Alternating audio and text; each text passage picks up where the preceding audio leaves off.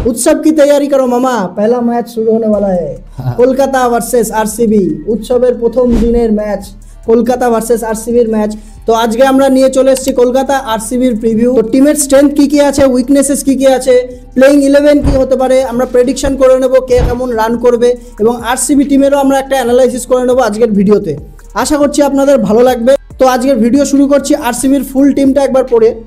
তো আরসিবি যে টিমটা কিনেছে, রাজত পাতিদার, বিরাট কোহলি, यश Dayal, Josh Hazlewood, Phil Salt, Jitesh Sharma, Liam Livingstone, রসিক দার, সুয়াস শর্মা, কুনাল পান্ডিয়া, ভুবনেশ্বর কুমার, স্বপ্নিল Singh, Tim David, Romario shepherd, Nuwan Thushara, Manoj ভাঙ্গাড়ে, Jacob Bethell, দেবদূত পাডিকাল, স্বস্তিক চিকারা, লুঙ্গেঙ্গিরি, অভিনন্দন সিং আর মোহিত রাঠি। এই হচ্ছে টিম, আরসিবির টিম। শেষ ম্যাচ অবধি আমার মনে হচ্ছে এইবার গিয়ে একটু বোলিং এর দিকে আলোচনা করে একটু নিয়েছে এবার অ্যান্ডি ফ্লাওয়ার আসার পরে। হ্যাঁ, এবার আমি তোকে বলছি 2016 সালের পর মানে যদি মানে ফুল স্কোয়াড মানে পারফেক্ট হয় তাহলে 2025। হ্যাঁ, এটা আমার মনে হচ্ছে। প্রতি বছরই তো বলে পারফেক্ট না, ওদের মধ্যে ব্যাটিং হেভি টিম করে বিদেশিদের নিয়ে ভর্তি করে রেখে দেয়, বোলিং তো উইকনেস থাকে সব সময়। একটা প্লেয়ার আসাতে দেখলি ভুবনেশ্বর কুমার আসাতে বোলিং কতটা ব্যালেন্স হয়ে গেল বোলিং ওদের। হ্যাঁ, এরকম একটা প্লেয়ার আগা করে দরকার ছিল আরসিবি। চাহালকে তো ফুটিয়ে দিয়েছে নিজের পায়ে নিজের কুরুল মেরে। তো যাই হোক, আমরা এবার টিমের আরসিবির স্ট্রেংথ গুলো আমরা দেখে নেবো, স্ট্রেংথ কি হতে পারে। স্ট্রেংথ আমার মনে হচ্ছে যা ওপেনার আর আপার অর্ডার, যে আপার ব্যাটিং অর্ডারে ফায়ার পাওয়ার আছে। রাজত পাতিদার নিজেকে এস্টাবলিশ করেছে ক্যাপ্টেন হিসেবে। হ্যাঁ, রাজত পাতিদারকে ক্যাপ্টেন্সি দিয়ে দেওয়া হয়েছে এবং বলেছে আগামী 3-4 বছরের জন্য আমরা তাকে ক্যাপ্টেন হিসেবে দেখছি। তো আগের দিন ইভেন্টে, আরসিবির ইভেন্টে দেখলাম যে ক্যাপ্টেন শিল্ড বিরাট কোহলি ওকে দিয়ে দিল। তো ওদের ওপেনার একদম সলিড আছে। তোর কলকাতা থেকে চলে গেছে ফিল সল্ট, আর হচ্ছে কিন্তু ফিল সল্টের কিন্তু ফর্ম ভালো নেই, কিন্তু আমরা চ্যাম্পিয়ন্স ট্রফিতে দেখেছি ফিল সল্টের ফর্ম একদম ভালো নেই। তবে ওই যে যেদিন টিকবে তো সেদিন 2000 বাল্লেবাজি, হ্যাঁ যেদিন টিকবে সেদিন। কিন্তু কলকাতার হয়ে খেলে দিয়েছে কিন্তু ভালো, এটা বলতে হবে। ফাইনালে খেলেনি ঠিক আছে। তো আরেকটা যেটা আমার মনে হয় সেটা হচ্ছে ওদের বোলিং, ফাস্ট বোলিংটা ওদের কোয়ালিটি বোলিং আছে এই বছরে। হ্যাঁ, এই বছর यश दयाल, জশ হেজেলউড আছে, তারপরে ভুবনেশ্বর কুমার আছে। নুয়ান তুষারাকে যদি চান্স করাতে পারে তাহলে ও একটা মানে আনঅর্থোডক্স বোলার আছে একটা, মানে চারখানা বিদেশে কি নেয় আর উপর ডিপেন্ড করছে। কিন্তু আরেকটা জিনিস কি দেখলি, একটা জিনিস জেকব বেথেল প্লাস হচ্ছে জশ হেজেলউড, এরা কিন্তু সব আনফিট ছিল। আইপিএল এর নাম শুনতে কিন্তু চলে এসছে খেলতে, ঠিক। হ্যাঁ, পয়সা ভাব। আর ওদের যে টিমের, ওদের যে দেশের ম্যানেজমেন্ট, ওরা কিন্তু 20% পায়। ওরাও তার মানে এখানে ফ্রি হ্যান্ড দিয়ে দিচ্ছে হাফ। ওর মেন ব্যাপার কি বলতো, ওরা আসবে, খেলবে, দুটো ম্যাচ খেলবে, তারপরে বসে পড়লো। ওদের হচ্ছে এই মেন্টালিটিই চলে বিদেশিদের বেশিরভাগ। প্যাট কামিন্স থেকে শুরু করে আরো যারা ছিল, তোর চটিল ছিল, সব চলে এসে হাফ ফিট সব। আরে বাবা, লক্ষ্মীকে কেউ পায়ে ঠেলবে। আমি এটা প্রেডিক্ট করছি, দেখবি জশ হেজেলউড খেলতে পারবে না পুরো, নুয়ান তুষারাকে খেলাতে হবে মাঝখানে জশ হেজেলউড। তো আর উইকনেস বলতে গেলে কি আছে বলতো, স্পিনার নেই। কুনাল পান্ডিয়া যতই হোক বল স্পিন করায় না। ও হচ্ছে যেই মাঠ স্লো, যেই পিচ স্লো, ওইসব পিচের জন্য ঠিক আছে। আমি ধরলাম কুনাল পান্ডিয়া 4 ওভার, আমি ধরলাম। হ্যাঁ, 4 ওভার তো করতেই হবে, তাছাড়া উপায় নেই। তারপর আর কি আছে? হ্যাঁ, তারপর আর সেরকম কেউ নেই। মানে বিশেষ করে এই কলকাতার যে পিচ, ঠিক আছে, চেন্নাইয়ের যে পিচ, এই পিচে কিন্তু স্পিনার কিন্তু একটা বড় ইম্প্যাক্ট মানে থাকে আর কি। হ্যাঁ, আর একটা অন্ধ বোলার নিয়েছে যেটা কলকাতায় ছিল, সুয়াস শর্মা। না দেখে হ্যাঁ, আর যা দেখছি আমি, ওর খেলার পুরো সুযোগ আছে, কারণ আর সেরকম কোনো বোলারই নেই তো, আর বোলারই নেই। ও এবার চান্স পাবে কি আমার মনে হচ্ছে কলকাতার ফার্স্ট ম্যাচেই চান্স একটা ওর মানে একটা দাবিদার আছে। আর কলকাতা জিতেছিল কেন বলতো, ভালো পারফর্ম করেছে কেন, ওদের স্পিনার হচ্ছে spin to win. Gautam Gambhir এটা এসে বানিয়ে দিয়েছিল অন্তত, ঠিক আছে। গৌতম গম্ভীর বলে না, গৌতম গম্ভীর সেই সময় থেকেই কলকাতার মধ্যে স্পিনার তাগড়া রয়েছে। সব থেকে তাগড়া স্পিনার যদি কেউ থাকে সেটা কলকাতায় আগাগোড়ায়, সুনীল নারিন থেকে শুরু করে ওরা সব। তো এই স্পিনটাই মনে করি আমি কমজোরি আছে, একদমই স্পিনার নেয়নি ওরা।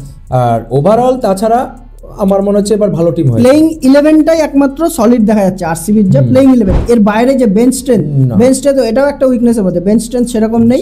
হ্যাঁ, বিদেশি বেঞ্চ স্ট্রেন্থ আছে, ইন্ডিয়ান বেঞ্চ স্ট্রেন্থ সেরকম নেই।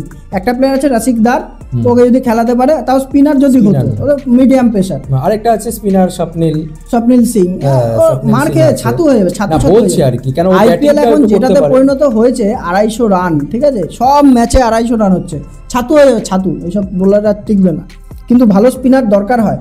মানে ওই যেমন কলকাতার কি বরুণ চক্রবর্তী, সুনীল নারিন, একদম সলিড 8 ওভার আছে। তারপরে আমি অনুকূল রয় ফয় এরা যারা আছে বাদই দিলাম। তোর এই আছে। হ্যাঁ, তো এবার আমরা চলে যাই প্রথম খেলা, কলকাতা ভার্সেস আরসিবিতে। কলকাতা আরসিবি গত বছর চ্যাম্পিয়ন কলকাতা। তো কি মনে হয় কলকাতা সম্বন্ধে? আমরা তো আগে অ্যানালাইসিস করেছি। হ্যাঁ, কলকাতা সম্পর্কে, হ্যাঁ আমরা একটা ভিডিওর মধ্যে কলকাতা সম্পর্কে অ্যানালাইসিস, ফুল টিম অ্যানালাইসিস করা আছে। আজকে এই ভিডিওতে আমরা ফুল টিম করব না, আমরা দেখে নিই এবার কলকাতার আরসিবির ফুল 11 কি হতে পারে, প্লেইং 11 কি হতে পারে। তাহলে শুধু তো তাহলে একটা কাজ কর, তুই তাহলে কলকাতাটা বলে ফেল। কলকাতারটা একবার বলি আমি, প্লেইং 11 যদি ধরি, প্রথমে ধরে রাখ তোর হচ্ছে কুইন্টন ডিকক, সুনীল নারিন, দুজনে খেলছে। 22শে মার্চ প্রথম খেলার জন্য বলছি। Quinton de Kock, Sunil Narine, Ajinkya Rahane 3 নম্বরে আছে।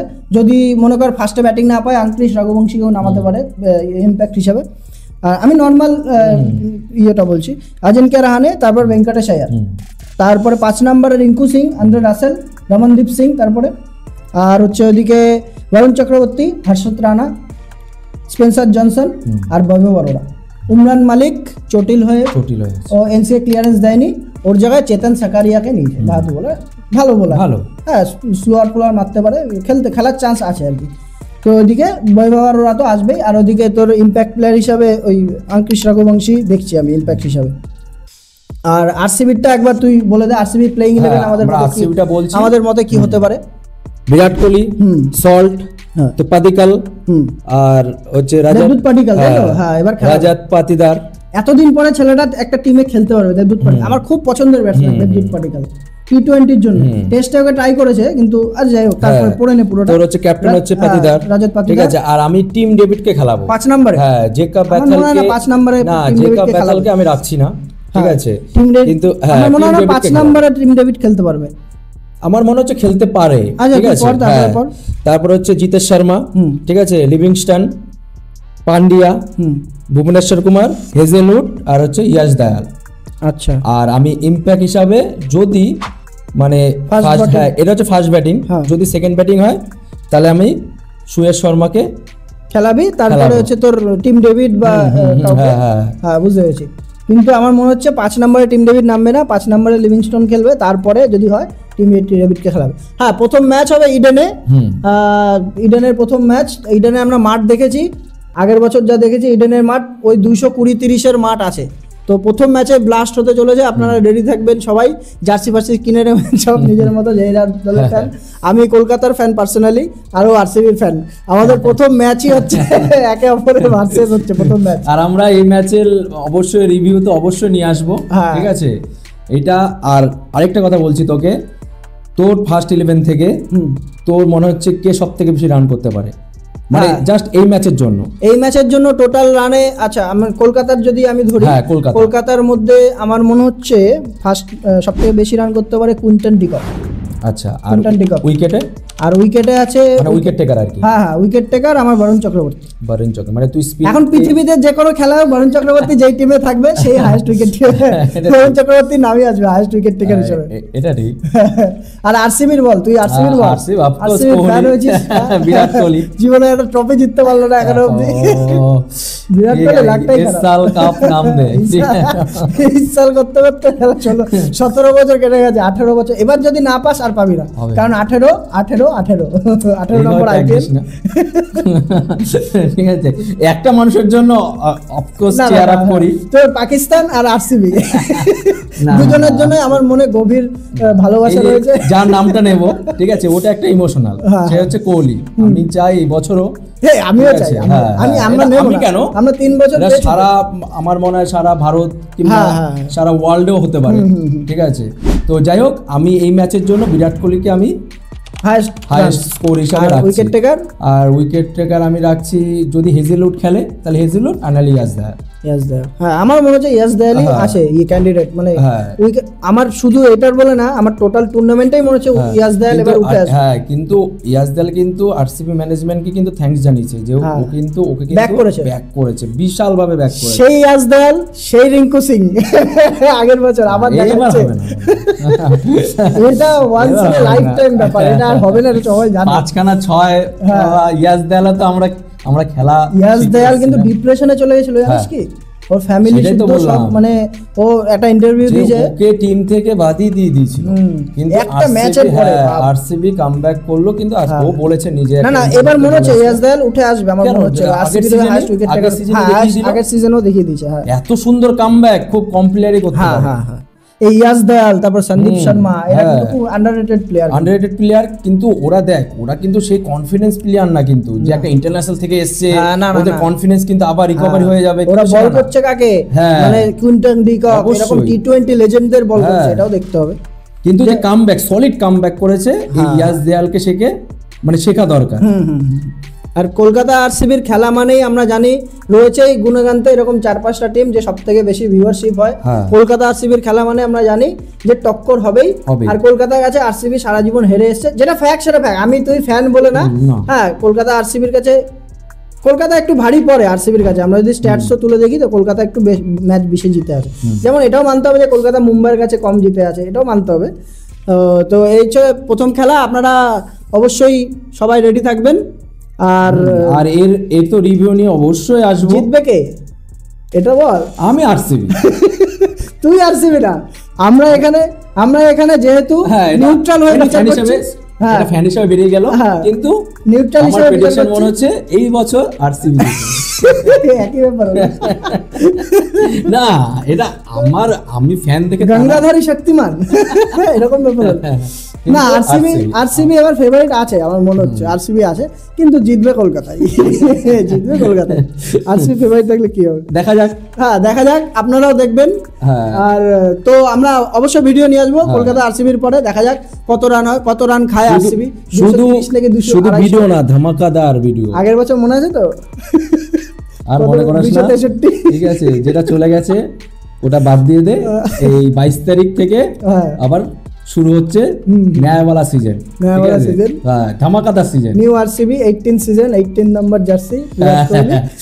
আমরা আশা করে থাকবো অবশ্যই। আগের বছর কামব্যাকটাও মনে রাখতে হবে আমাদের, যে 6টা ম্যাচ জিতে পরপর যে কামব্যাক করেছিল, ওটার একটা কনফিডেন্স রয়েছে। তারপরে হাইয়েস্ট রান আছে বিরাট কোহলির আছে। বিরাট কোহলি সম্বন্ধে থাক, এটা আমি বললাম না, ঠিক আছে, কিন্তু আমার মনে হচ্ছে যে এই ম্যাচটা, ঠিক আছে, একটা ধামাকাদার ম্যাচ হতে চলেছে। অবশ্যই ইডেনের খেলা, আমরা আইপিএল চাই একটু এন্টারটেইনমেন্ট। হ্যাঁ ইডেনের খেলা, কম রান হবে, ওই না আইপিএল মানে এটা ইন্টারন্যাশনালে আমরা অন্যরকম চাই, কিন্তু আইপিএল মানে আইপিএল এ ব্লাস্ট হতেই হবে। যেটা আমাদের সানরাইজার দেখিয়ে দিয়েছিল, যে ধামাকাদার ম্যাচ। কলকাতাও তো তুইটা দেখ, দুখানা এত বড় বড় স্কোর কলকাতা আগের বার, ওরা দুজনে ফাইনালে উঠেছিল, দেখ যারা দেখাবে তারা এরকম হবে। তো এই বলে ভিডিও শেষ করছি আজকে। তো ভিডিওটি ভালো লেগে থাকলে অবশ্যই লাইক করবেন ভিডিওটি, চ্যানেলটিকে সাবস্ক্রাইব করুন এবং আপনাদের বন্ধুদের সাথে শেয়ার করুন। তো এই বলে দেখা হচ্ছে আবার খেলার পরে, প্রথম খেলার পরে কলকাতা ভার্সেস আরসিবি। তো এই বলে গুড নাইট।